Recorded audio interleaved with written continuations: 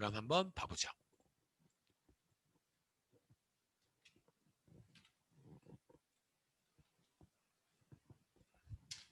법인세 계산 구조 보셨을 때 제가 그냥 그대로 한번 써볼게요.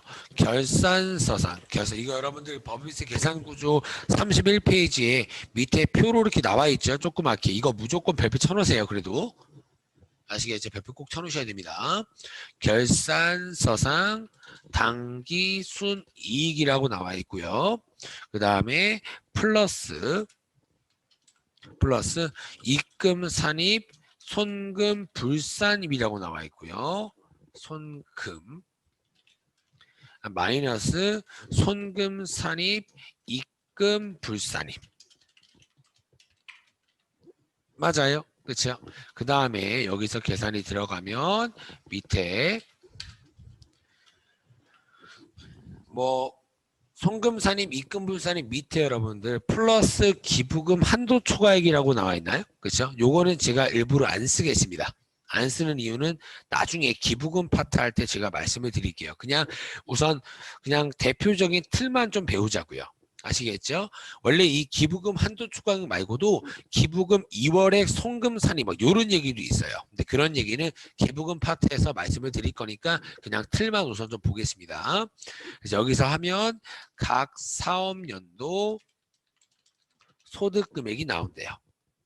그렇죠? 여러분들은 우선 요게 제일 중요합니다. 여기까지만. 뭐 다른 것들도 하긴 할 건데 다른 것들은 여러분들 그렇게 저희 시험 때 그렇게 중요하진 않아요. 아시겠죠? 하지만 요 방금 제가 파란 색깔로 네모칸 친 거 있죠? 요거는 정말 중요합니다. 아시겠죠, 여러분들? 그럼 한번 봐볼까요? 도대체 어떻게 생겨 먹었는지.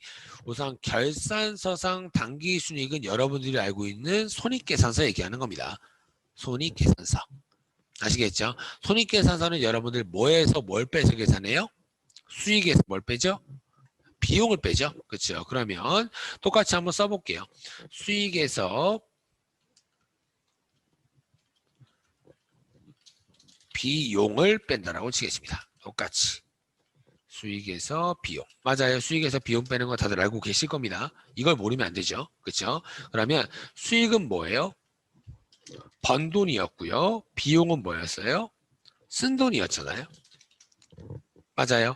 번 돈과 쓴 돈을 빼가지고 당기 순이익을 산출하는 거 맞죠? 그렇죠? 근데 여러분들 제가 이제 수익을 뭐라고 부른다라고 했어요? 입금이라는 단어로 부른다고 했었죠. 아까 그죠? 그 다음에 비용이라는 거는 뭐라고 부른다라고 했어요? 손금이라고 부른다라고 했습니다. 됐어요. 근데 여러분들 보니까 손익계산서 계산구조에 의해서 수익에서 비용을 빼니까 당기순이익까지는 알겠어. 근데 밑에 뭔가 플러스 마이너스 하는 요 네 개가 있잖아요. 그렇죠? 그럼 여러분 생각해 보세요. 저희가 손익계산서 계산구조에서 수익에서 비용을 빼면 당기순이익이 나오잖아요. 당기순이익이 나오면 원래 끝인데 여기 밑에서 뭔가 플러스 마이너스를 한다는 것 자체가 뭔가 더하거나 빼는 항목들이 필요하다는 얘기잖아요. 여기서 뭔가 더하고 빼고 있으니까. 맞아요. 그러면 이 더하거나 빼는 항목들은 뭐냐면 여기 저희가 수익에서 비용을 뺐던 금액들 있죠. 여기서 뭔가 잘못된 금액을 다시 더하거나 다시 빼는 것들이에요. 뭔가 잘못 더했구나, 잘못 뺐거나 이런 것들이 있을 거 아니에요. 맞아요. 이런 것들을 다시 한번 더해보거나 빼는 재검토라고 생각하시면 됩니다. 됐나요? 이런 재검토를 뭐라고 부르냐면 원래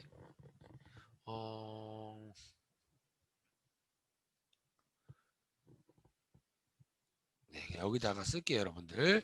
이 재검토를 뭐라고 부르냐면 세무조정이라고 부릅니다. 세무조정. 지금 이해 못해도 돼요, 여러분들. 아시겠죠? 어차피 계속 이거 가지고 하는 거니까. 저희 시험 문제는 항상 이 네 개예요, 정답이. 정답이 어떤 재검토가 네 개 중에 맞는 거냐를 고르는 문제입니다. 아시겠죠? 그래서 이 재검토가 제일 여러분들 시험에서 가장 중요합니다. 아시겠죠? 그러면 이제 한번 사례를 한번 봐보죠. 세무조정이라는 사례를 한번 보겠습니다. 어떤 느낌인지. 제가 만약에 요거를 제가 4가지를 써드릴게요. 그냥.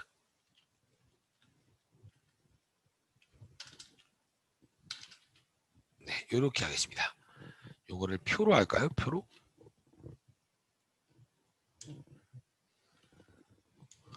수익 빼기 비용은 이렇게. 요거 지워버릴게요. 그냥. 요거도 똑같이. 요게 조금 더 깔끔하겠네요. 네, 요렇게 하겠습니다. 제가 표를 요렇게 4개로 똑같은 거 썼어요. 1개, 2개, 3개, 마지막 4개. 하나, 둘, 셋, 넷. 됐어요? 제가 이 4개를 할 겁니다. 이 4개를 하는 이유가 뭐냐면 이 4개가 도대체 어떨 때 하는 건지 보여드리려고 하는 겁니다. 아시겠죠? 그래서 제가 한번 사례를 한번 드려볼 겁니다. 사례를. 이거 지금 이해 못해도 돼요. 어차피 여러분들 지금 책 엄청 두껍다라고 얘기했었죠? 이 책 두꺼운 거를 여러분들 어차피 계속 요 4개를 공부하시는 겁니다. 회계 1급 때도 여러분들 분기 연습 엄청 많이 했잖아요. 그렇죠? 그거랑 똑같이 지금도 계속 연습할 거니까 굳이 어렵게 생각하실 필요는 없습니다. 그래서 한번 봐보죠. 너무 깔끔하게 쓰고요.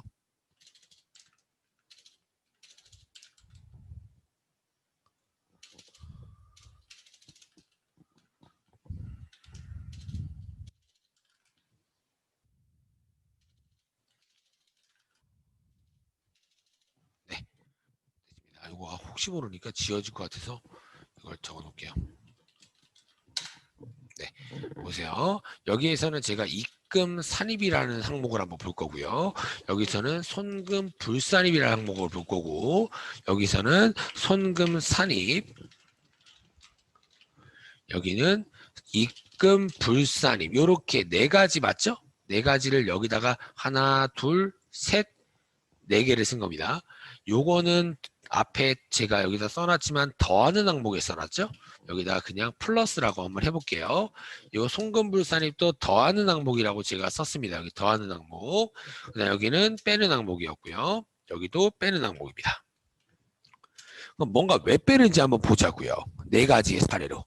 아시겠죠? 이 4가지의 사례를 여러분들 저랑 40시간 동안 연습하는 겁니다. 여러분들도 분계 문제를 처음에 풀 때 분계를 바로 잘 풀지 않았잖아. 연습하니까 괜찮아진 거지. 요것도 똑같아요. 처음은 어려우시겠지만 요거 가지고 저랑 몇백 문제를 풀어보면 연습이 된다는 얘기입니다. 아시겠죠? 그러면 한번 같이 보도록 하겠습니다. 제가 여기다가 수익을 1,000원 잡아볼게요. 1,000원 잡고요. 비용을 500원 잡겠습니다. 그러면 단기 순이익이 얼마가 나와요? 500원 나오는 거 맞나요? 맞아요. 수익 1,000원, 비용 500원이면 순이익 500원 나오는 거 맞죠? 그러면 여기다 똑같이 계산해 볼게요. 여기서 처음에 단기 순이익이 지금 얼마 나왔다고요? 500원 나온 거 맞아요? 그렇죠? 그러면 우리 회사가 한번 뜯어보는 겁니다. 뭘 뜯어봐요? 제가 입금이라고 부르는 거는 저희가 뭐라고 불렀던 거였어요? 수익. 제가 수익을 입금이라고 부른다라고 했고 비용을 손금이라고 부른다라고는 계속 말씀드리고 있죠. 아시겠죠? 그러면 뭔가 입금 산입이란 말이 아직 무슨 말인지 모르지만 입금은 저희가 알고 있는 수익을 따르게 부른 말이니까 수익과 관련 있는 얘기일 거예요. 맞아요? 그렇죠? 그러면 제가 사례 한번 들려드릴게요. 지금 수익이 얼마 있어요? 저희가 이거 손익계산서죠? 수익이 얼마 있어요? 1,000원 있는 거 맞나요? 수익 1,000원 맞아요. 근데 제가 오류를 발견했대요. 오류 발견. 오류 발견이 어떤 오류를 발견했냐면 수탁자가 제품을 1,000원 매출하고 당사에게 알리지 않았다라고 가정을 해볼게요. 잘 보이시죠? 수익이 1,000원입니다. 1,000원은 그냥 상품 매출했던 거예요. 1,000원. 됐어요. 근데 상품 매출 1,000원은 당연히 수익 잡아야 되는 거 맞죠? 근데 이 상태에서 요런 오류를 발견했다고요. 오류가 수탁자가 뭐라 그랬어요, 여러분들? 제가 그냥 친구라고 해요, 친구. 대신 팔아주는 사람을 수탁자라고 부른다고 했습니다. 됐어요? 친구가 제품을 1,000원에 팔았대요. 됐어요? 제품을 1,000원에 팔아놓고서 누구한테 안 알려줬다고요? 우리 회사한테 안 알려줬대요. 됐어요? 그러면 우리 회사는 제품을 1,000원에 팔았으니까 수익을 원래 잡아야 돼요? 안 잡아야 돼요? 원래 잡아야 되는 거 맞나요? 그렇죠? 우리 회사가 위탁자고 대신 팔아주는 친구가 수탁자잖아요. 근데 친구가 대신 다른 사람한테 1,000원에 팔아줬으니까 우리 회사한테 알려줘야 될 겁니다. 수익 1,000원 잡으라고. 근데 우리 회사에게 알려주지 않아서 우리 회사는 요거를 수익으로 못 잡았대요. 되셨나요? 그러면 여러분들 이 오류를 발견하면은 그냥 오류 났구나 하고 냅둘까요? 수익을 잡아야 될까요? 수익을 당연히 더 잡아야겠죠. 알고 보니까 수익 이 상품 매출 1,000원만 잡히는 게 아니라 제품 매출인 얼마 더 잡아야 돼요? 1,000원도 더 잡아야 되는 거잖아요. 맞나요? 그렇죠? 그럼 봤을 때 수익 1,000원을 더 잡아야 되는구나 하고 이 손익계산서를 2,000원 이렇게 바꾸면 안 됩니다. 왜요? 이미 여러분들 이 손익계산서는 마감이 끝났어요. 마감이 끝난 상태라고요. 마감이 끝나면 요 손익계산서를 건들지 못한다는 얘기예요. 이해되시나요? 그러면 여기 손익계산서를 이제 못 건드니까 요 못 건드는 손익계산서를 요런 오류가 발견되면 여기에서 뭔가 플러스랑 마이너스라는 뭔가 조정이 필요하다는 얘기입니다. 잘못된 거를 고친다라고 생각하시면 돼요. 이해되시나요? 그러면 지금 수익 1,000원이 잘못됐어요? 비용 1,000원이 잘못됐어요? 누가 봐도 수익 1,000원이 잘못된 거잖아요. 제품을 1,000원에 매출했으면 수익을 잡아야 되는데 지금 못 잡은 거라니까. 되셨나요? 그러면 제가 수익을 뭐라고 부른다고 이제부터? 입금이라고 부른다 그랬죠. 그러면 수익을 입금이라고 부른다고 했습니다. 입금을 1,000원만큼 더 잡아야 돼요? 덜 잡아야 돼요? 더 잡아야 될 거 아니에요? 1,000원을 안 잡았었다니까. 이해가 되나요? 그러면 수익을 더 잡는다라는 표현을 산입한다라고 표현하는 겁니다. 됐어요? 그래서 써놓을게요. 제가 수익을 더 잡는다라는 의미라고요. 얼마를 더 잡는다고요? 1,000원. 됐어요? 여러분들이 생각해 보세요. 이거를 오류를 발견하지 않고요. 원래 여기에 썼었답니다. 그러면 수익이 얼마여야 돼요? 원래는 2,000원 나와야 될 거 아니에요? 맞아요? 상품 매출 원래 있던 1,000원과 이거 1,000원까지 합쳐서 2,000원. 그러면 단기 순이익이 얼마 나와야 돼요? 2,000원에서 500원을 빼면 1,500원 나와야 되는 거 맞나요? 그렇죠? 그러면 1,500원이 나와야 되는데 이 회사는 여기를 얼마만 잡아놨다고요? 1,000원만 잡아놨으니까 얼마 나왔었어요? 1,000원만 나왔었잖아요. 500원만. 맞아요. 500원만 나왔었죠. 그러면 알고 보니까 올바른 순이익은 얼마가 되는 거예요? 1,500원이 맞는 거잖아요.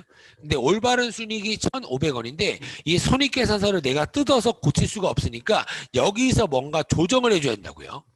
500원이 나왔지만 알고 보니까 1,500원이 나와야 되니까 1,000원만큼 뭔가 플러스 해야 되는 게 맞겠죠. 그래서 진짜 우리 회사가 번 돈은 요 소득 금액인 겁니다. 확실하게 오류를 다 고쳤을 때. 그래서 여기 금액이 1,500원이 나와야지 맞는 거란 뜻이에요. 이해되시나요? 그러면은 손익계산서에서는 500원이었죠. 근데 올바른 금액인 1,500원이 되려면 뭔가 플러스 1,000원이 들어가야지 1,500원이 나와야 될 거 아니에요? 그렇죠. 그래서 요 1,000원을 입금 산입, 수익을 더 잡는다라는 뜻으로 입금 산입이라고 부르는 겁니다. 이해가 되셨나요? 이거 여러분들 이해해야 됩니다. 이거 여러분들 모르면 다음 진도 못 나가요. 그래서 제가 여러분들 항상 아까도 얘기했지만 웬만하면 챕터 2개씩만 나간다라고 말씀드린 겁니다. 2개 이상 나가버리잖아요. 여러분들 진짜 힘들어져요. 내용이 복잡해서. 아시겠죠? 지금 요거 자체도 어려워하시는 분들이 굉장히 많습니다. 왜요? 이게 끝이거든요. 저희 생물급은. 그래서 어려운 게 맞아요. 아시겠죠? 그러면 이렇게 수익 1,000원에서 비용 500원을 빼면 순이익이 500원 나왔지만 입금 얼마 잡아야 된다고요? 수익을 1,000원 더 잡아서 소득 금액이 1,500원 이렇게 되는 게 맞는다고요. 이해되시나요? 그래서 단기 순이익이 이렇게 500원이지만 수익을 더 잡아야 되기 때문에 입금 산입한다. 얼마요? 1,000원이요. 그래서 소득 금액이 올바르게 1,500원이 나온다라는 게 입금 산입인 겁니다. 그래서 여러분들 그러면 결국에 뭐예요? 이 네 개는 뭐예요? 뭔가 여기서 잘못 잡은 것들을 오류를 여기서 고치는 거라고요. 이 오류를 고치는 걸 뭐라고 한다고요? 세무조정이라고 한다고요. 세무조정. 아시겠죠? 여기다 써놓을게요. 제가 중요한 거는 여기다가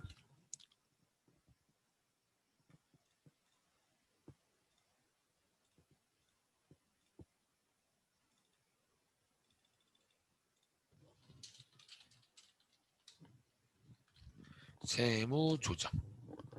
됐어요. 이거 여기다 표시해 놓을게요. 요거 4개다.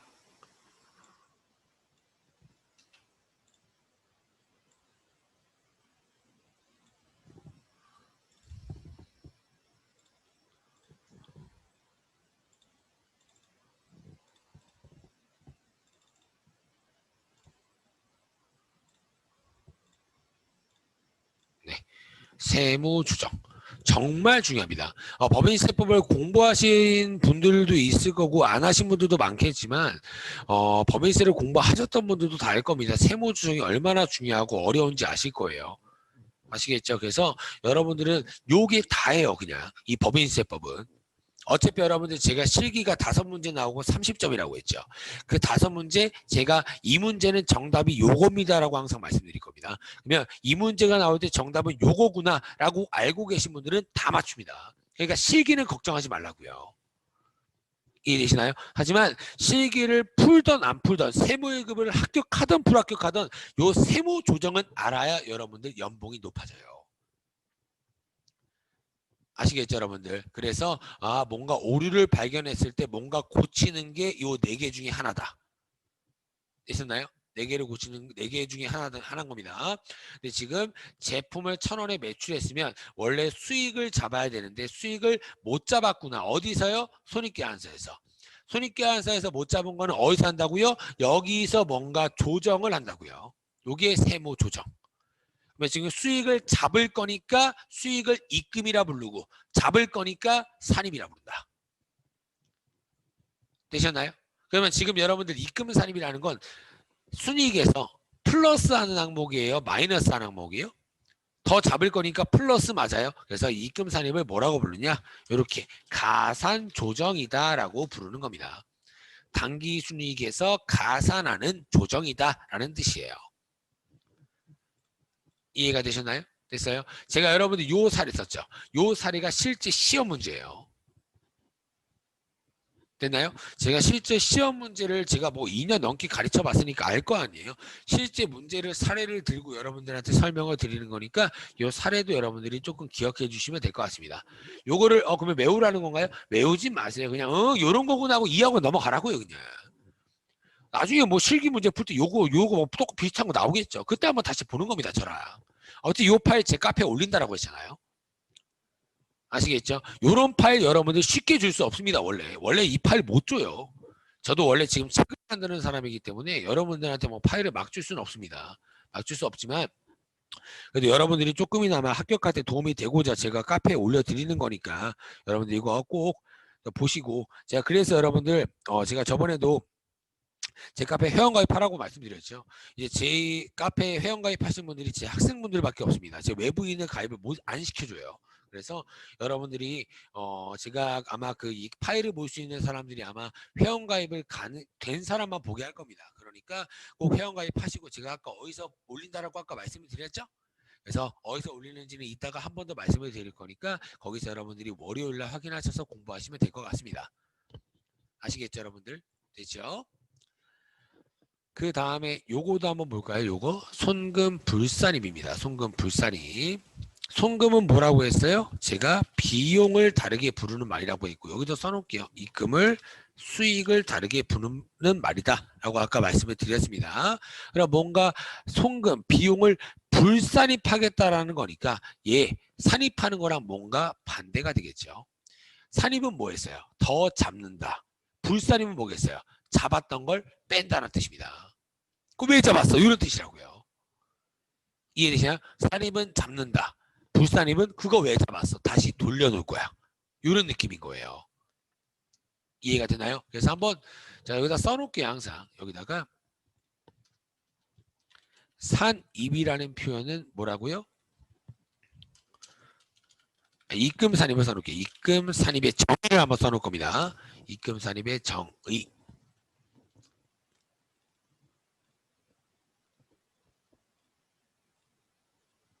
입금 산입의 정의.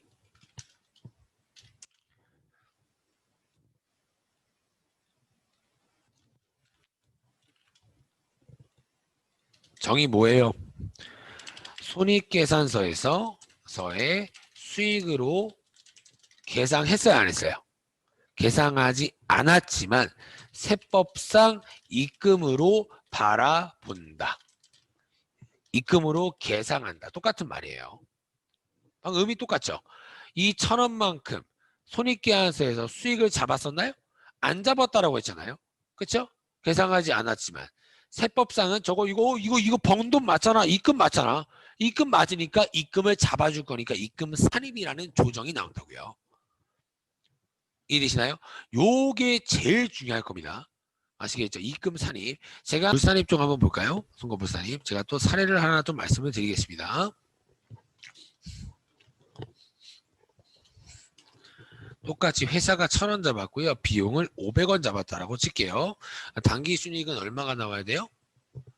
똑같이 500원 나오겠죠? 단기 순이익 500원. 맞아요. 그러면 지금 손금 불산입이라는 거는 제가 비용에 대한 얘기니까 뭔가 이 500원에 대한 얘기겠죠? 제가 한번 해볼게요. 제가 손익계산서의 비용 500원 중에서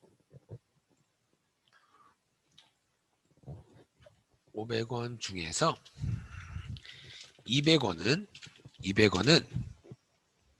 사업과 관련 없는 지출이다. 이렇게 한번 해볼게요.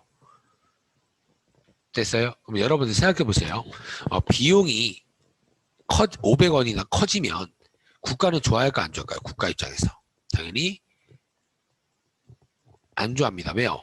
일반적으로 요 소득 금액이 커야 뭐가 좋아요? 세금도 커질 거니까 국가가 좋아할 겁니다.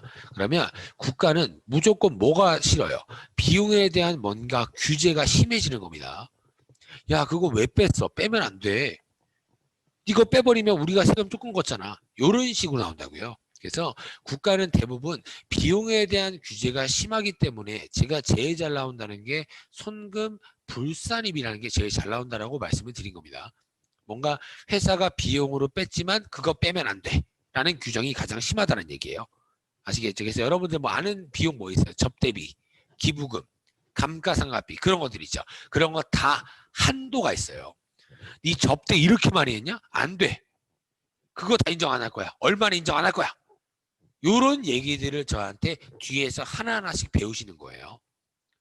이해되시나요? 그래서 국가는 비용, 회사의 뭔가 비용에 대한 규제가 가장 심하다. 그래서 비용을 인정하지 않는 손금 불산임이 가장 중요하다라고 알고 계시면 됩니다. 그럼 봤을 때도 손익계산서 비용 500원 중에서 200원은 사업과 관련이 없대요. 그럼 200원을 비용으로 빼게 냅둘까요? 안 냅둘까요? 당연히 안 냅두는 겁니다. 사업과 관련 없는 지출 200원을 당연히 안 냅두겠죠. 됐어요? 그러면 보셨을 때 이 500원 중에서 얼마를 인정 안 한다는 거예요? 500원 중에서 200원을 인정하지 않겠다는 얘기죠. 그죠? 그러면 지금 회사는 손익계산서에서 수익 1,000원에서 비용 500원을 빼보니까 당기순이익이 500원 나왔잖아요. 그러면 국가 입장에서는 비용이 200원을 인정 안 할 거니까 비용은 얼마만 잡아야 하는 게 맞는 거예요? 300원만 잡는 게 맞다는 얘기예요. 그러면 수익 1,000원에서 국가가 인정하는 비용 300원을 빼면 순이익이 얼마가 나와야 돼요? 원래 700원이 나오는 게 맞다는 얘기입니다. 이해되시나요? 근데 방금도 얘기했지만 이 손익계산서 비용은 뜯어낼 수가 없다고요. 항상 여기서 뭔가 조정을 해야 된다고요. 됐어요? 그러면 200원만큼 국가가 인정하지 않겠다는 200원을 밑에서 플러스를 해야 될까요? 더 빼주는 마이너스를 해야 될까요? 당연히 플러스를 해야 되는 겁니다. 200원까지 다 빼서 500원이 나왔지만 여기서 다시 200원을 더해줘야 우리가 원래 맡고 있던 700원의 소득금액이 나와야 될 거 아니에요? 이해되시나요? 그래서 이 손익계산서의 비용으로 잡았지만 세법에서 인정하지 않기 때문에 다시 밑에서 더해라. 더하는 조정이 200원 필요하다라고 하는 게 손금 불산입이라는 조정인 겁니다. 이해가 되셨나요? 됐어요? 그래서 손금 불산입의 정의는 뭐예요? 손금 불산입의 정의는 어떻게 되는 거예요? 정의는 손익계산서에 비용으로 계상을 했지만 세법상 손금으로 보지 않겠다라고 하는 게 손금 불산입이라고요. 이해되시나요? 회사가 비용으로 200원까지 다 계산했지만 세법은 그 200원 안 돼. 여기서 다시 200원 더해. 그래서 700원이 맞는 거야. 요게 손금 불산입이란 얘기예요. 이해가 되셨나요? 됐어요? 그래서 굉장히 중요한 얘기입니다. 됐어요? 그럼 요것도 뭐예요? 결국에 오류를 발견하는 거예요. 누구 입장에서요? 국가 입장에서요. 그래서 회사 입장이랑 국가 입장이랑 다른 겁니다. 회사는 뭐예요? 돈 쓰면 다 비용 잡자. 요게 회사예요. 하지만 국가는 돈 쓴다고 다 비용으로 인정해 주는 게 아니라고요. 국가 입장의 규정을 한번 집어넣어 보는 겁니다. 근데 국가 입장 규정이 뭐라고요? 사업과 관련 없는 지출은 비용으로 인정하지 않는 게 규정이잖아요. 누가 봐도. 사업과 관련이 없는데 비용으로 인정해져 버리면 뭐 집에 있는 에어컨 이런 거 다 사겠죠 그냥. 맞아요? 그렇죠? 그러면 지금 위에서 했던 입금 산입이라는 규정과 손금 불산입이라는 규정은 둘 다 공통점은 뭐예요? 둘 다 더하는 거다라는 공통점이 있다는 얘기입니다. 이해되시나요? 그래서 둘 다 무슨 조정이라 부른다고요? 가산 조정 이렇게 부른다고요. 이해가 되나요? 그래서 손금 불산입도 똑같이 가산 조정 이렇게 부르는 겁니다. 가산 조정 얼마요? 200원이요. 됐어요? 지금 100% 이하라는 얘기 아닙니다. 계속 얘기하지만 지금 정도면 한 30% 정도만 이해해도 돼요. 30%. 어차피 계속 이렇게 하면서 문제 푸는 거예요. 저랑. 회계급 때 분계 문제 연습했던 것처럼. 아시겠죠 여러분들? 됐어요? 그리고 요거를 여러분들이 막 이렇게 문제를 보면서 여러분들이 지금 제가 손금 불산입 200원이라는 조정을 구해놨잖아요. 요렇게 막 직접 구하는 게 시험 문제가 아니에요. 그러니까 그냥 지금은 조금씩 이해하는 단계다라고 알고 계시면 됩니다. 아시겠죠? 그 다음에 손금 산입이겠죠? 요거도 다 우선 세무 조정이니까 다 빨간색으로 표시할게요. 빨간색. 그러면 여러분들 이렇게 한번 해볼게요. 지금 저희가 했던 게 입금 사니까 손금 불산입이라는 무슨 조정이요?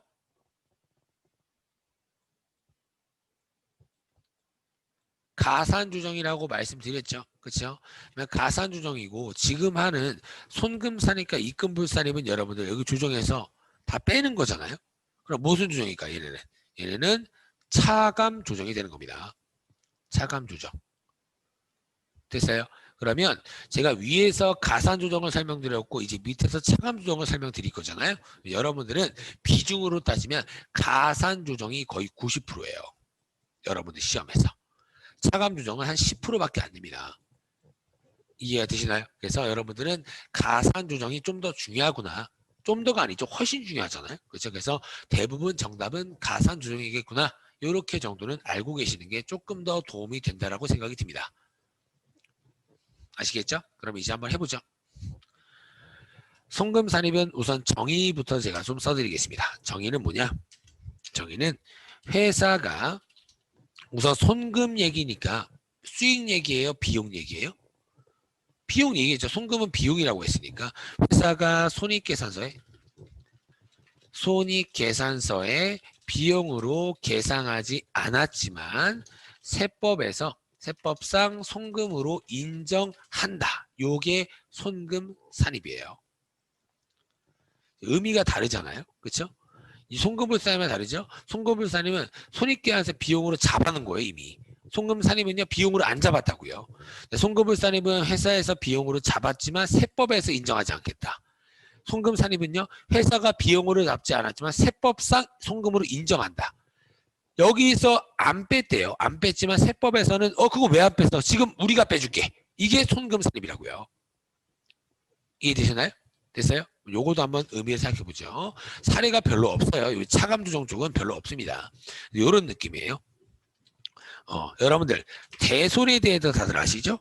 대손 저번에 분계 문제 풀 때도 제가 설명을 드렸을 겁니다. 채권회수 불능이라고 말씀을 드렸어요. 그렇죠? 그럼 이렇게 한번 해보죠. 대표적인 손금산입이 대손 얘기이기 때문에 제가 이거 설명을 드린 겁니다.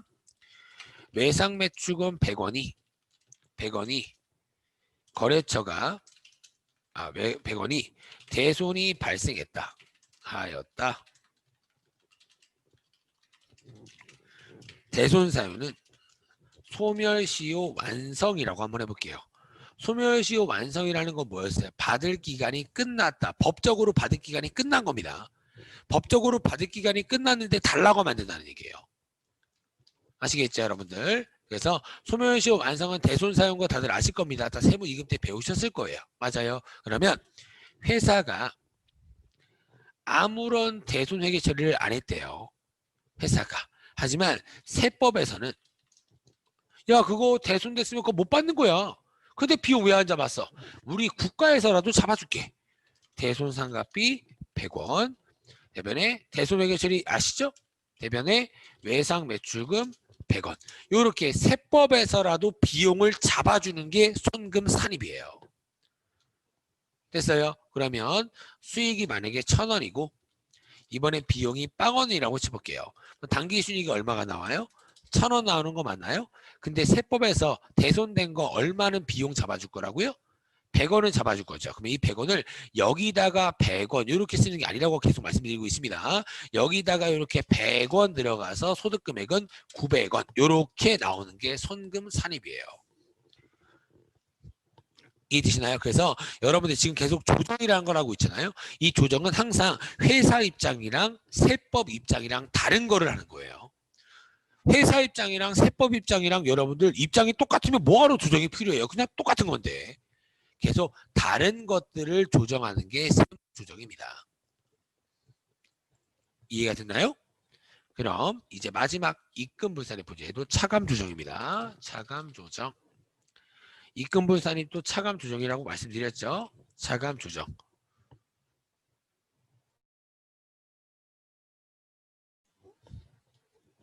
보셨을 때 요거 정의도 써드리면 손익 계산서에 수익으로 계상했지만 세법상 입금으로 보지 않겠다. 요게 입금불산입의 정의입니다. 계속 다릅니다. 그렇죠? 이 네 개가 다 다른 거예요, 여러분들. 그렇죠? 우선 입금 얘기니까 무슨 얘기예요? 수익 얘기일 겁니다. 맞아요. 수익을 제가 1,000원 잡았다라고 하고요. 비용을 또 0원 잡았다라고 칠게요. 당기순이익이 얼마 나와요? 1,000원 나오는 거 맞나요? 그렇죠? 그러면 이 상태에서 제가 또 사례를 한번 보겠습니다. 사례 한번 보면 손익계산서 수익 1,000원 중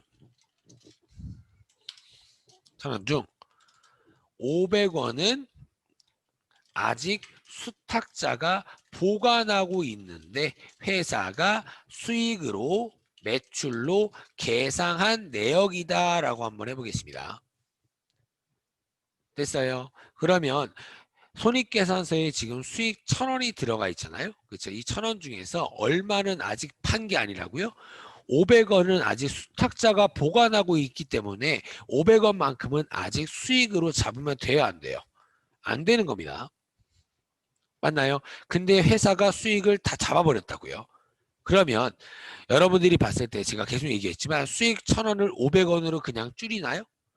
아니라고 했습니다. 여기서 뭔가 조정이 필요하다고 말씀드렸어요. 그러면 이번에 수익 500원을 더 잡아야 돼요? 줄여야 돼요?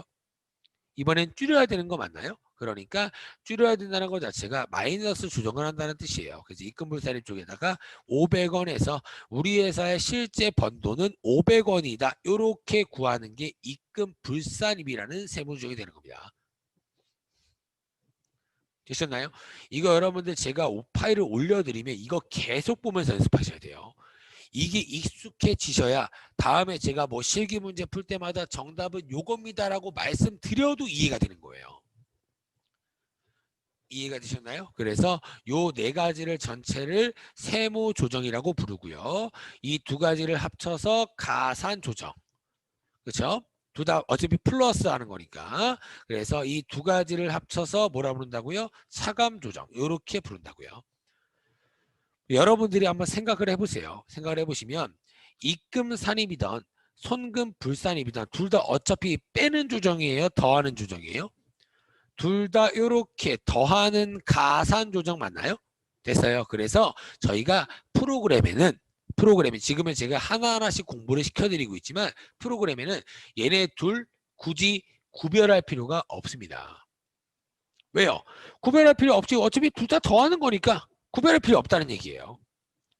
아시겠죠, 여러분들? 그래서 제가 여기 밑에다 써드리면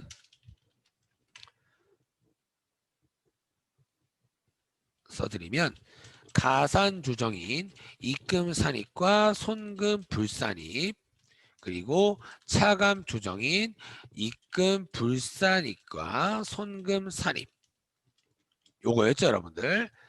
어차피 같은 가산조정, 같은 차감조정이기 때문에 양자의 구별은 중요하지 않다. 요게 키포인트가 되는 겁니다. 그럼 여러분들은 입금 산입인지 손금 불산입인지 굳이 요거까지는 구별할 필요 없다고요. 입금 산입이든 손금 불산입이든 어차피 둘 다 플러스하는 가산 조정이고 입금 불산입이든 손금 산입이든 어차피 둘 다 마이너스하는 차감 조정이기 때문에 이거를 구별하지 말라고요. 이 두 개를. 아시겠죠? 프로그램도 제가 이따가 보여드릴 겁니다. 아시겠죠, 여러분들? 그래서 방금 제가 세무조정을 입금산입, 손금불산입, 손금산입, 입금불산입이라는 세무조정 4가지를 말씀드렸죠. 그래서 저희가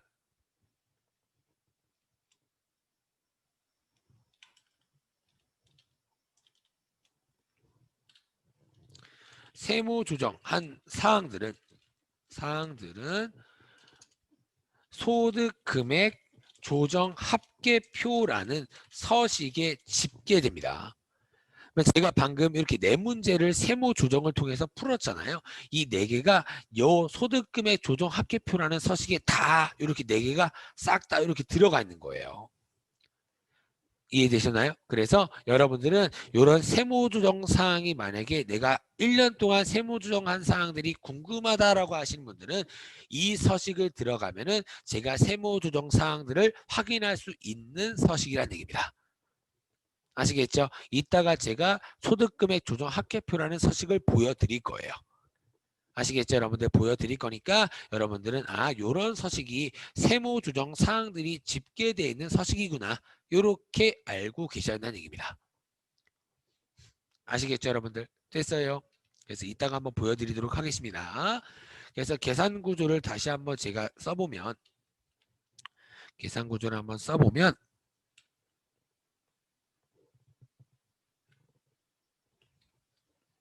여기까지 했었고 각 사무소 소득금액에서 제가 아까 말씀드렸지만 이비소를 뺀다라고 아까 말씀을 드렸잖아요. 그렇죠? 그래서 여기서 2월 결손금 그리고 비과세 소득 그 다음에 소득공제 요 금액들을 빼준다라고 말씀을 드렸습니다. 여러분들은 최소한 요 금액들을 많이 빼면 회사 입장에서 좋아요 안 좋아요? 당연히 좋겠죠. 그렇죠. 왜요? 제가 아까도 얘기했지만 이 모든 세법은 과세 표준에다가 뭐 곱한다라고 했어요? 세율을 곱한다라고 했습니다. 그렇죠? 여러분들 소득세법에서도 배웠을 거 아니에요? 과세 표준이 다르니까 세율도 달라진다라고 배우셨을 겁니다. 이 법인세법도 똑같아요. 과세 표준이 달라지면 세율도 달라지는 겁니다. 이해가 되셨나요? 그래서 이 과세 표준이 적을수록 세율도 적어진다고요. 뭐 과세 표준이 적으면 세율이 적어지니까 회사 입장에서 요거를 많이 받으면 많이 받을수록 좋겠죠. 이해가 되셨나요? 그래서 이월결손금 비과세 소득 소득공제 요렇게 3가지를 뺀다. 뭐라고요?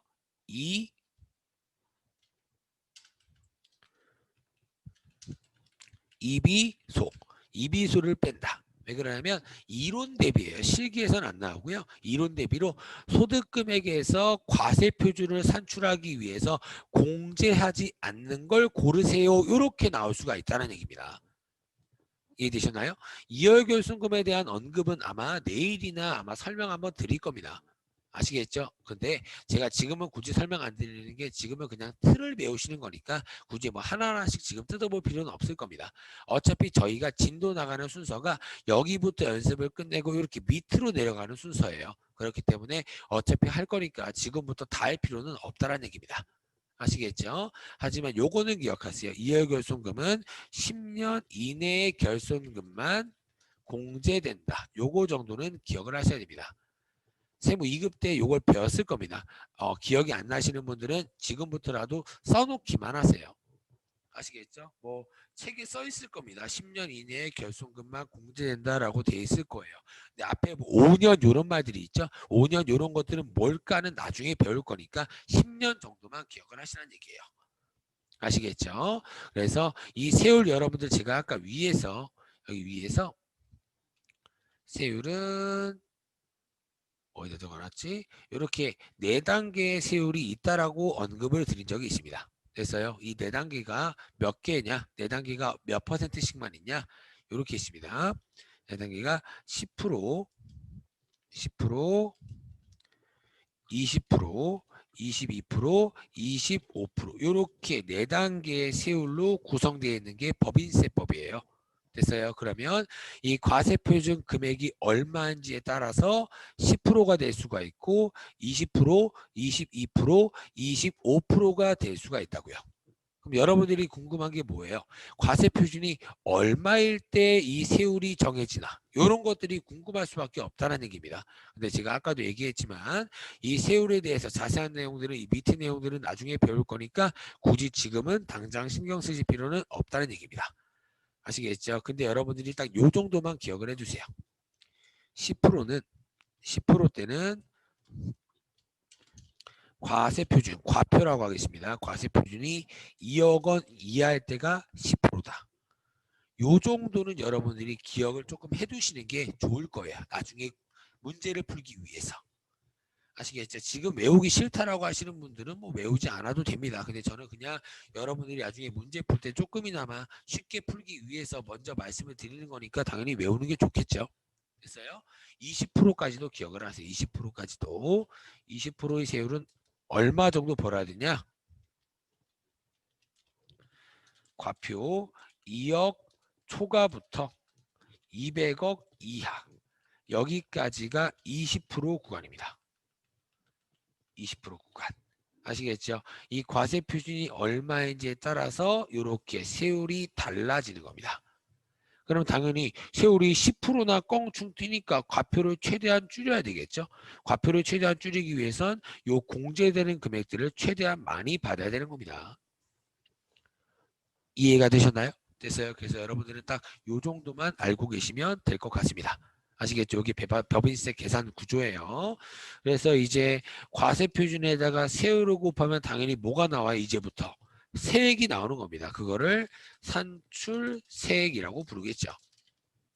세액이 나왔으니까 이제 뭐 들어가야 돼요? 여러분들이 소득세법에서 배웠던 세액공제, 보험료, 의료비, 교육비 이런 것들이 있죠. 여기서 똑같이 세액 공제 또는 세액 감면 이런 것들을 배울 겁니다. 근데 여러분들 아까도 얘기했지만 저희 시험 문제는 거의 다 요게 끝이에요. 아시겠죠? 제가 실기 시험 문제가 5문제가 나온다라고 말씀을 드렸죠. 그 5문제는 거의 다 여기서 나오다가 가끔씩 어려워지면 여기서 한 문제 정도 나온다라고 생각하시면 돼요. 아시겠죠? 그러면 요거는 뭐 별로 저랑 실기 문제를 풀어볼 게 없다는 얘기입니다. 그만큼 비중이 적으니까 저희는 계속 요거부터 연습을 한다라고 생각하시면 돼요. 아시겠죠? 그러면 세액공제 세액감면을 받고 뭐 가산세 이런 것도 있지만 이런 거는 아직 중요한 내용이 아니니까 적지 않겠습니다. 그러면 부담세액이 나오고요. 뭐 총 부담세액이라고 적을게요. 여기서 이제 뭘 빼야 돼요? 기납부 세액을 빼야죠. 여러분들이 알고 있는 선납세금 형태 얘기하는 겁니다. 됐어요? 그러면 이제 최종적으로 회사가 납부할 세액, 아이고, 회사가 납부할 세액, 차감 납부세액이 구해지는 겁니다. 차감 납부세액은 선납세금, 기납부세액, 기라는 게 여러분들 제가 저한테 배우신 분들은 매번 얘기했을 겁니다. 이미, 이전에 이런 뜻이에요. 당연히 총 부담세액에서 이미 납부한 거는 빼서 납부해야겠죠. 그래서 그거를 차감 납부세액이라고 부르는 겁니다. 되셨나요? 이 차감 납부세 여러분들 아무리 법인 사업자라고 해서 이 납부세액이 막 5억 요래 버리면 한 번에 납부가 가능할까요?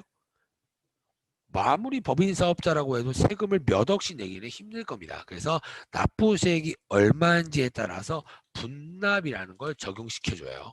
분납. 아시겠죠? 이 분납 적용은 나중에 배울 겁니다. 아시겠죠, 여러분들? 그래서 아무리 법인 사업자여도 납부세액이 조금 크면 한 분납이라는 거를 나눠서 납부하는 거를 좀 인정해 주는구나. 이렇게만 여러분들이 알고 계시면 된다는 얘기입니다. 아시겠죠, 여러분들? 됐어요? 그래서 이런 얘기들을 여러분들 제가 지금 몇 페이지를 종합해서 설명을 드린 겁니다. 아시겠죠, 여러분들? 그래서 제가 한번 세무일급 프로그램을 한번 제가 한번 켜볼게요. 여러분들은 키지 마시고요. 저만 한번 켜보도록 하겠습니다.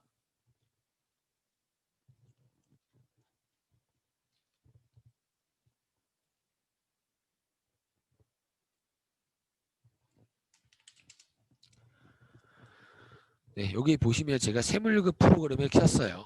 저랑 분기 연습 많이 해봤었잖아요. 그렇죠? 제가 분기 연습을 끝나고 법인세법은 이렇게 회사를 밑에 회사로 서광으로 변경을 해야 된다고요. 문제에서 언급해 줄 거고 제가 나중에 계속 말씀드릴 거니까 신경 쓸 필요 없습니다. 지금은 서광을 이렇게 누르시면 이렇게 법인주정이라고 있죠. 여기 법인주정. 여기 법인주정을 누르시면 여기서 여러분들이 시험 문제가 5개가 출제가 되는 겁니다. 아시겠죠? 여러분들이 시험 문제에 제가 일반적으로 나오는 거를 제가 체크해 드리도록 할게요. 여기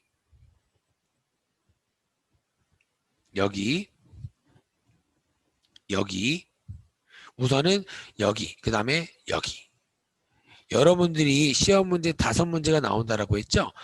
여기랑 여기도 가끔씩 등장해요. 제가 아까 얘기했지만 일반적으로 세무 조정만 나오다가 어렵게 나오면 밑에를 건든다라고 아까 말씀드렸잖아요. 그 밑에가 여기예요. 여기. 이해되시나요? 그래서 여러분들이 시험 문제는 거의 여기서 출제가 됩니다. 여기 말고는 출제가 안 돼요. 아시겠죠? 사진 찍으실 분들은 좀 찍으시면 되겠는데 제가 꺼버렸네요. 바보같이, 그죠? 그래서 제가 다시 한번 여기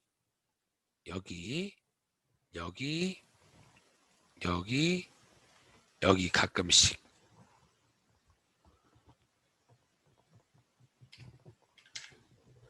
됐어요?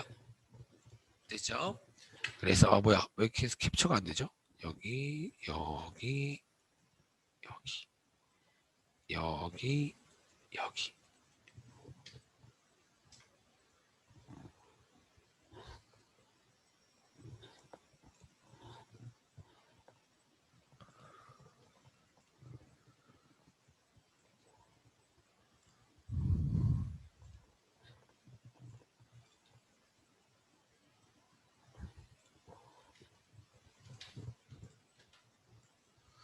캡처를 어떻게 하는지 모르겠네요. 캡처가 안 되네. 네, 우선 여러분들 방금 다 찍으셨죠? 그렇죠? 방금 찍으신 분들 어차피 여러분들 이걸 못 찍었다라고 해서 그렇게 크게 신경 쓸 필요 없어요. 아시겠죠? 어차피 다 저랑 하나씩 배울 거잖아요. 그렇죠? 그리고 여기도 나옵니다. 안타깝게도 여기 법인 주정 2번째 있나요? 2번째 여기도 나와요. 여기서 여기 요렇게까지 나오고 있습니다. 아시겠죠? 그래서 지금 바깥이 여러분들 범위가 엄청 많아요. 그렇죠? 여러분 생각해 보세요. 세무일급 저희 배정받는 거 70시간. 70시간 안에 이걸 다 배운다? 힘들다는 얘기예요. 근데 다 알려드릴 거예요. 근데 다 알려드리는데 그래서 제가 저번에도 얘기했지만 대학교에서는 이런 것들을 2년 동안 배워요. 2년 동안. 2년 동안 배우는 거를 저희는 단기간 70시간 안에 배우는 거기 때문에 제가 막 자세하게 하나하나씩 뜯어드릴 수는 없다는 얘기입니다.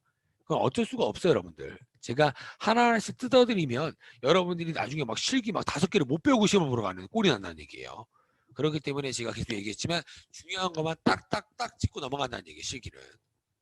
아시겠죠, 여러분들? 됐어요? 그래서 제가 이 프로그램을 켜드린 이유가 시험 문제가 이렇게 나온다라고도 말씀을 드리기 위해서 제가 보여드렸고요. 그리고 하나만 더 제가 아까 이런 세무조정 사항들은 소득금액 조정 합계표라는 서식에 집계된다라고 아까 말씀을 드렸죠. 그래서 여기 프로그램에 보시면 아까 체크했던 여기 소득금액 조정 합계표 및 명세서라고 있나요? 있어요. 요거를 이렇게 제가 클릭을 하면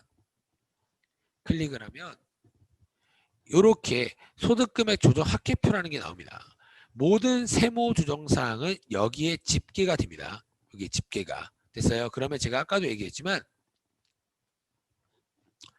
아까 어디 있었죠? 이렇게 가산조정 입금산입 송금불산입, 차감조정은 입금불산입 송금산입 이런 것들은 같은 가산조정 같은 차감조정이기 때문에 굳이 두 개를 구별할 필요 없다라고 말씀을 드렸죠. 여기 프로그램에서도 이렇게 입금산입 송금불산입이라는 가산조정 오른쪽에 손금산입 입금불산입이라는 차감조정이 어차피 같이 써 있어요. 이해되시나요? 이런 식으로 같이 써있기 때문에 여러분들은 구별할 필요가 전혀 없다는 얘기입니다. 이해가 됐어요? 됐어요? 하지만 제가 여러분들이 우선 처음에는 공부를 시켜드리는 거기 때문에 제가 어느 정도 구별을 해드릴 거예요. 구별을 해드릴 겁니다. 구별을 해드리고 제가 어느 순간부터는 그냥 굳이 입금산입, 송금불산입을 따로따로 쓰지 않고 그냥 가산조정 이렇게 쓸 때가 있을 거예요. 그러면 여러분들은 별로 신경 쓰지 마시고 어차피 구별할 필요가 없구나 이렇게 알고 계시면 된다는 얘기입니다. 이해가 되셨나요? 그래서 지금 대부분의 내용 지금 33페이지까지의 내용을 여러분들한테 지금 다 설명을 드린 거예요. 아시겠죠? 다 설명을 드린 거니까 굳이 막 책을 막 뜯어볼 필요는 없다라고 생각이 듭니다. 계속 얘기하지만 아시겠죠? 책을 봐버리면 여러분들이 어려워져요. 그리고 나중에 여러분들이 혼자 공부하실 때도 막 책을 보면은 여러분들이 괜히 보기 싫고 힘들잖아요. 그렇기 때문에 제가 파일을 제가 올려드리는 거니까 파일 보시면서 여러분들이 조금씩 공부하시면 될 것 같습니다. 아시겠죠, 여러분들? 그 다음 내용 한번 해보죠. 그 다음 내용. 여기다가 새로 할게요.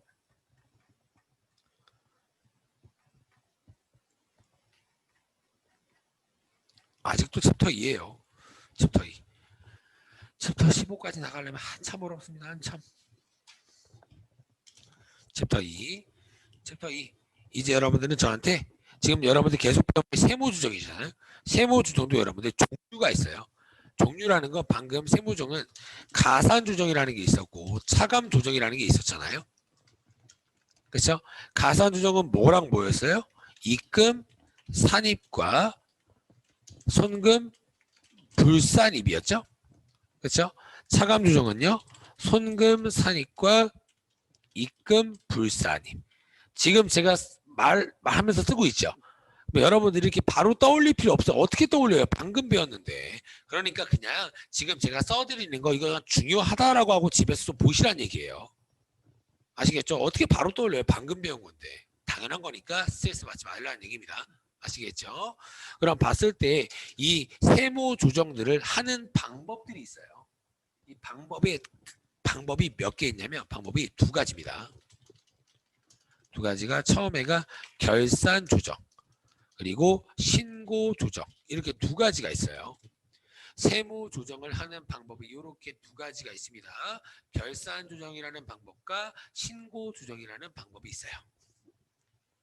아시겠죠, 여러분들? 됐어요? 그래서 여러분들은 꼭 기억할 게 제가 이렇게 중요한 것만 딱 키포인트만 써드릴게요. 여러분들이 책을 보면 좀 힘드시니까 제가 딱 키포인트만 써드리도록 하겠습니다. 결산 조정의 의미는 뭐냐? 이름 뭐냐? 딱 요겁니다. 제가 책 만들고 있어요. 책 만들 때 쓴 자료들을 지금 계속 갖고 오는 겁니다. 결산 조정의 의미는 요거예요. 그리고 신고 조정의 의미는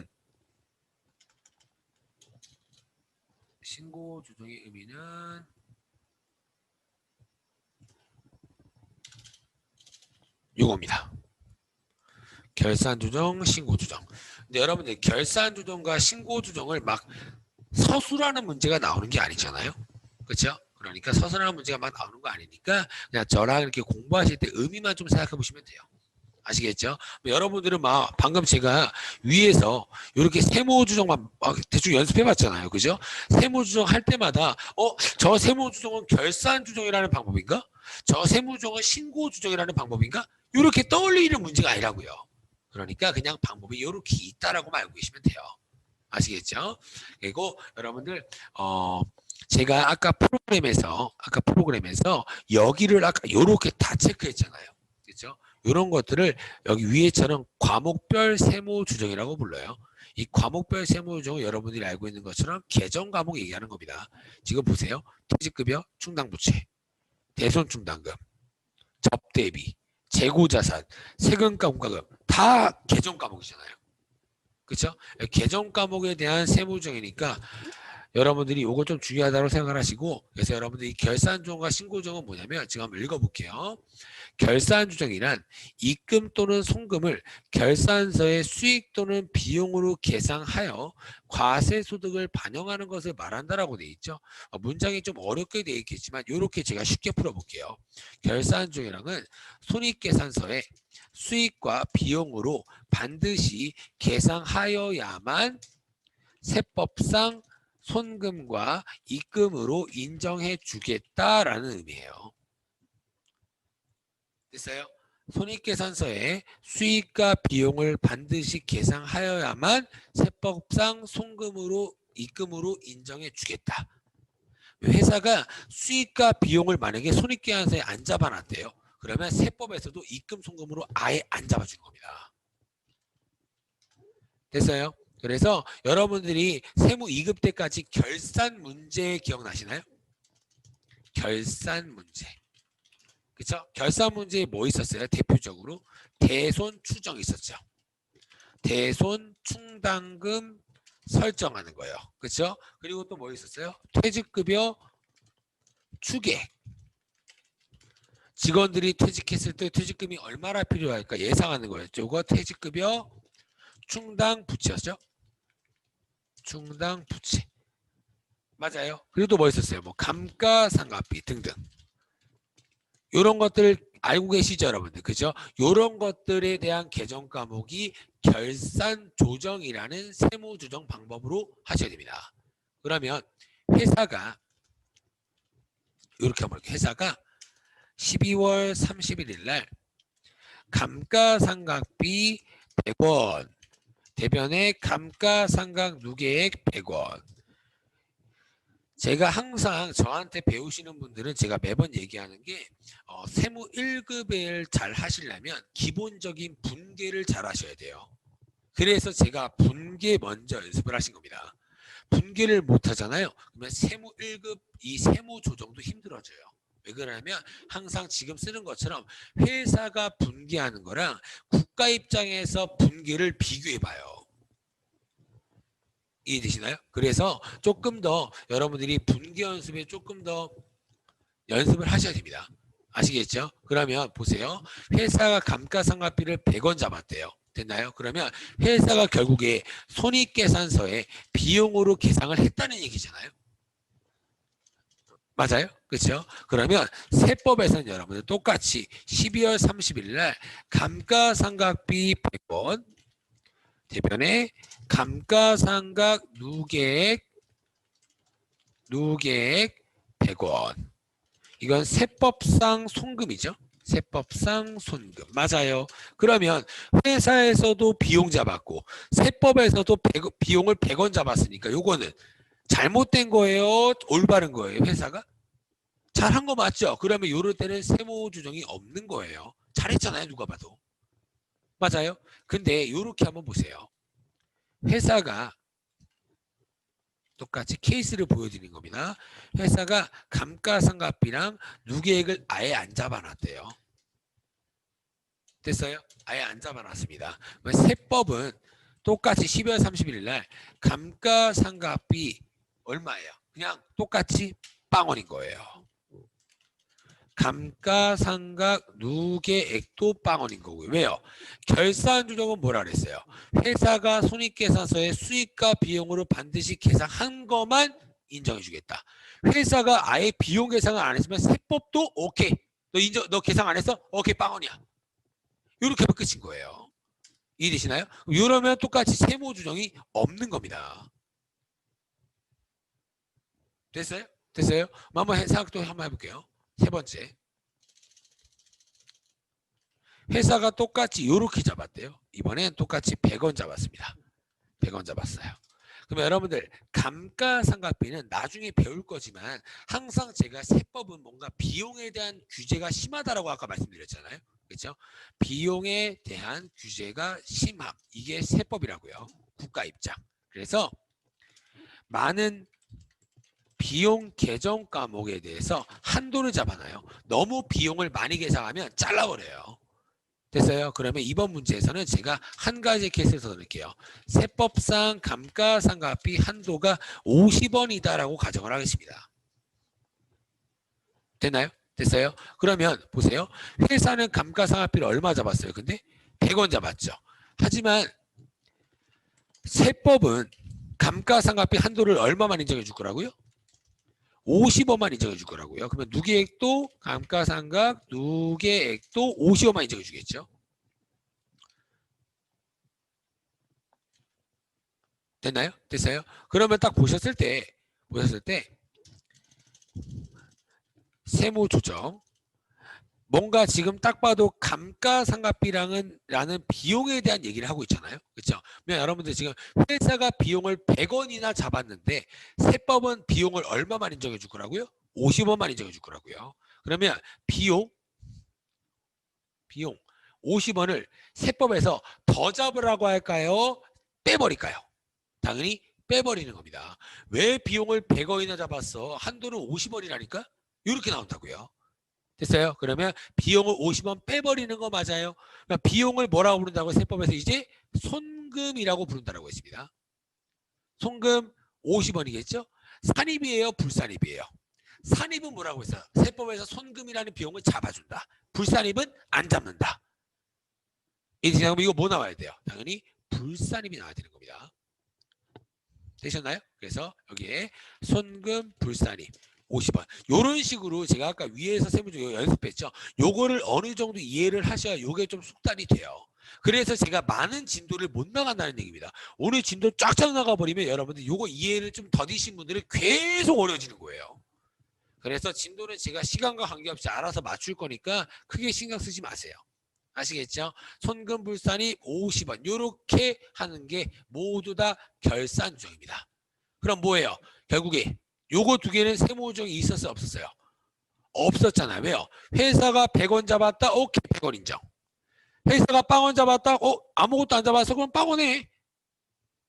없지만 항상 회사가 수익과 비용을 잡아야지만 세법에서도 인정해 주겠다가 결산 조정이지만 너무 많이 잡은 거는 무조건 한도를 체크한다고요.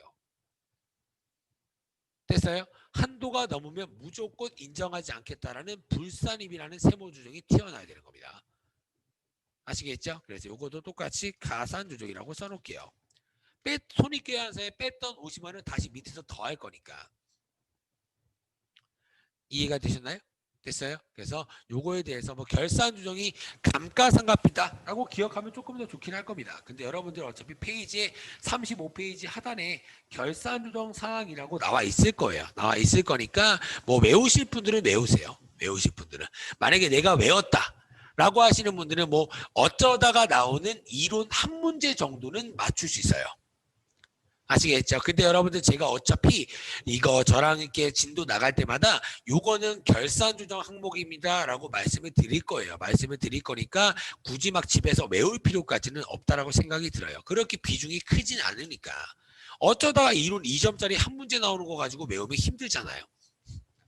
아시겠죠, 여러분들? 됐어요? 그래서 뭔가 결산 조정이라는 건 회사가 손익계산서의 비용과 수익을 잡은 금액은 인정해 주는구나. 하지만 회사가 수익과 비용을 잡았더라도 세법의 한도를 넘어버리면 인정하지 않는 것들이 결산 조정이구나. 요렇게는 알고 계시라는 얘기입니다. 아시겠죠, 여러분들? 그래서 내용이 조금 어려우시겠지만 그래도 제가 계속 얘기했던 것처럼 30% 정도만은 이해하시라고요. 아시겠죠, 여러분들? 됐어요? 30% 정도는 좀 이해를 하셨으면 좋겠습니다. 아시겠죠? 이게 결산 조정이에요. 아시겠죠? 그 다음에 이제 신고 조정 한번 볼까요? 신고 조정.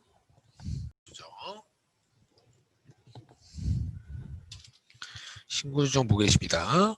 신고 조정 보시면 뭐 요거도 어렵지 않고요. 신고 조정은 뭐냐면 제가 여기에 세법상 정의를 써놨지만 간단하게 또 한번 써드릴게요. 간단하게 한번 설명을 드리면 이런 얘기입니다. 아까 결산 조정은 회사가 수익과 비용을 반드시 손익계산서에 계상을 해야지만 인정해 주겠다라는 게 결산 조정이라고 그랬죠. 이 신고 조정은 뭐냐면 반대입니다.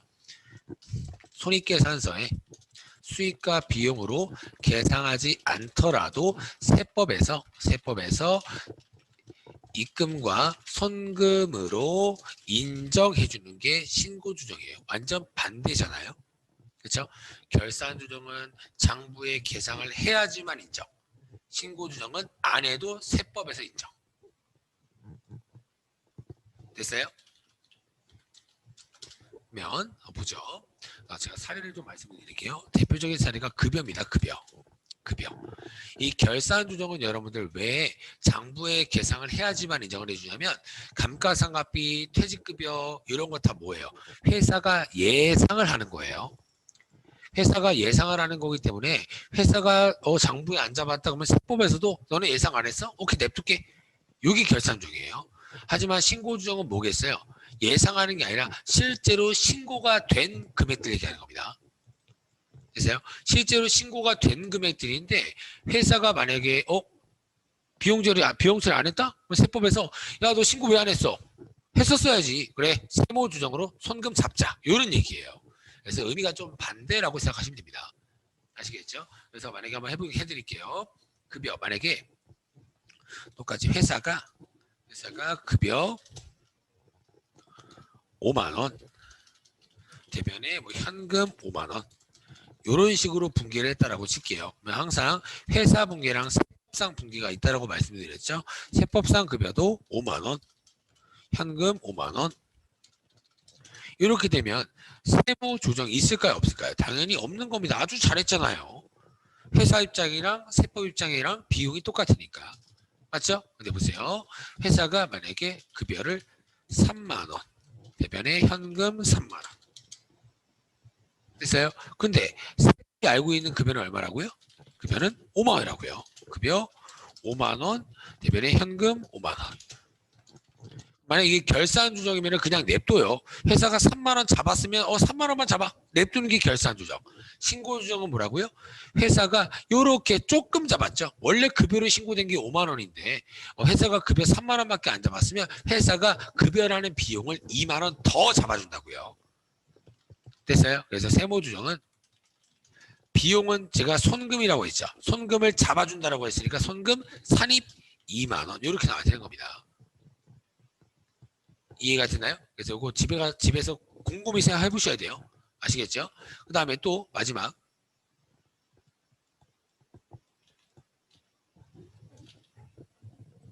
마지막이에요. 회사가 급여를 8만 원 잡았대요. 8만 원. 그러면 여러분 생각해 보세요. 급여로 신고된 거는 5만 원인데 회사가 급여를 8만 원 잡으면 3만 원만큼 급여를 잡게 냅둘까요? 당연히 안 냅두겠죠. 야, 5만 원밖에 신고 안 했는데 왜 8만 원이나 잡았어? 이렇게 나오겠죠. 그럴 때 이때 어떻게 나요? 손금 뭐예요? 이번엔 잡아주는 게 아니라 오히려 잡았던 거를 뺄 거니까 손금 불산입 3만 원. 이런 식으로 나오는 겁니다. 그래서 결산 조정이든 신고 조정이든 공통점은 뭐예요? 한도를 넘지 말라예요. 아까 감가상각비도 한도 넘어서 다 송금을 사람이 잘라버렸잖아요. 요거도 급여로 신고된 건 5만 원인데 8만 원으로 잡아버리면 당연히 3만 원을 잘라버리겠죠. 됐어요? 그래서 결산 조정이랑 신고 조정을 여러분들이 제가 대표적인 사례를 들어서 말씀을 드렸지만 여러분들이 문제 풀 때마다 결산 조정 방법인지 신고 조정 방법인지 물어보는 게 아니기 때문에 굳이 그렇게 크게 신경 쓸 필요는 없습니다. 아시겠죠, 여러분들? 하지만 저희 시험 문제는 결산 조정이 조금 더 많아요. 시험 문제는. 아시겠죠, 여러분들? 그래서 결산 조정이라는 방법과 신고 조정이라는 방법이 이런 거구나 정도만 여러분들이 알고 계시면 됩니다. 아시겠죠?